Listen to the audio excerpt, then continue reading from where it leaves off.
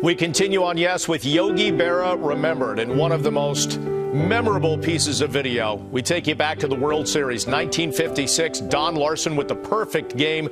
Yogi jumping into his arms. What an incredible memory. Don Larsen with a perfect game. And then 33 years later, as we have talked about, he was at Yankee Stadium along with Yogi Berra, David, to witness your perfect game.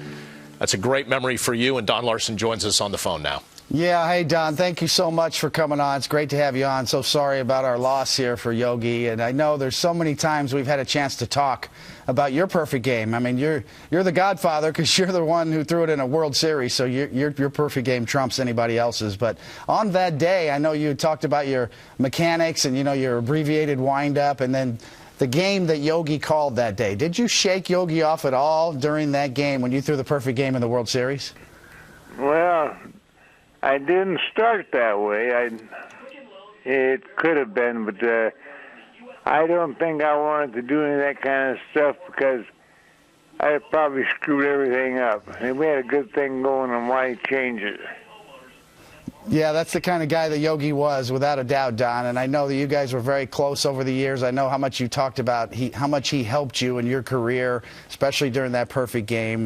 Can you tell us some stories, about Yogi and you in the clubhouse? Back in the day, there was the old ball in the shoe, which maybe Joe Girardi needs to do a little more of nowadays when you think about the Yankee pitching right now. But, when you got the ball in the shoe, did Yogi say anything to you? I know it was a big surprise. Nobody knew who was going to start that game, and then you show up at the ballpark and you see that ball in the shoe. What did Yogi say to you?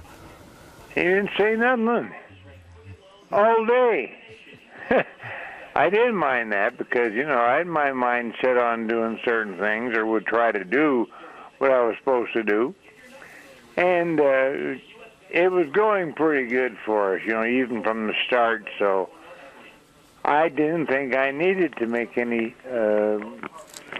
changes at that time. Of course, I could have got warmed around, and then you wonder what the hell's going on.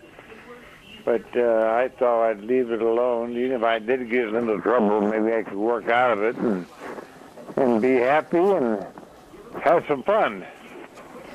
Yeah, that's probably the best approach, the simplistic approach. That was Yogi's simplistic genius. I mean, that really was what everybody talks about with Yogi, kind of the simple, direct approach. And you can't think and hit at the same time, so don't overthink things. And, and then leading up into Yogi Berra Day, Don, and I know when you walked out to the mound that day to throw out the first pitch on Yogi Berra Day, I know I made a big mistake when I asked you if you were going to jump into Yogi's arms, and you said, hey, kid, you got it wrong. He's going to jump into my arms. But as that day unfolded and you got a chance to reminisce on Yogi Berra Day with Yogi back in the house for the first time in all those years, tell me what you remember about that day as it unfolded, and maybe some of the conversations that you and Yogi had reminiscing about your days as a Yankee back in the World Series.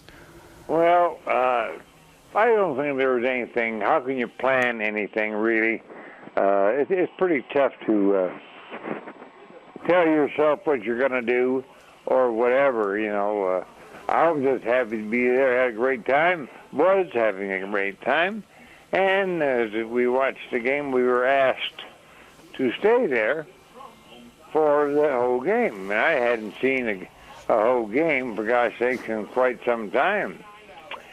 And it was a little different scenario, I think, being in that situation. We'd been there and all that kind of stuff. And it wasn't too easy. It was a little scary, per se. And I certainly didn't want to make any dumb boo-boos. Usually, if you work pretty hard and do what you're supposed to do, you'll have some luck. And, of course, you got to give the opponents all the credit, too. And I like that feeling.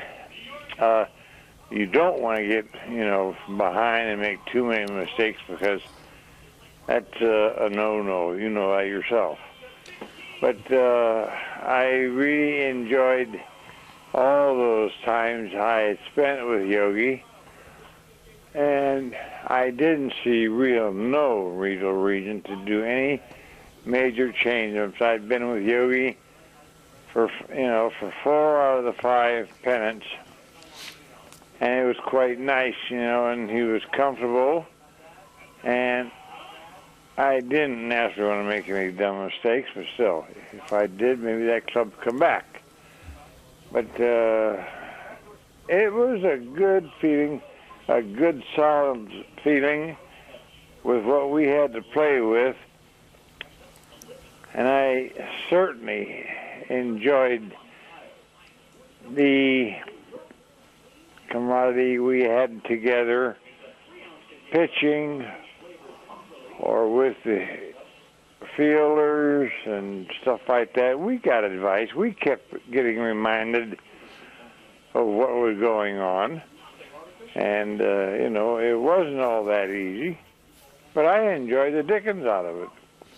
Well, Don, you and Yogi formed a unique bond over the years. We certainly thank you for your time in remembering Yogi. And we will take a quick break here on Yes, and when we continue, much more as we take a look at some of the enduring images of some tremendous bonds that have been formed in pinstripes.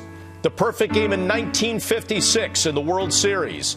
And then, as we mentioned, 33 years later, and Don Larsen, as he said, hadn't stayed at a ball game for its entirety for a while. But on that day, July 18th, 1999, Yogi Berra Day, he and Yogi could not leave the park because they had to stay and witness what was about to unfold. 88 pitches and a perfect game from David Cone.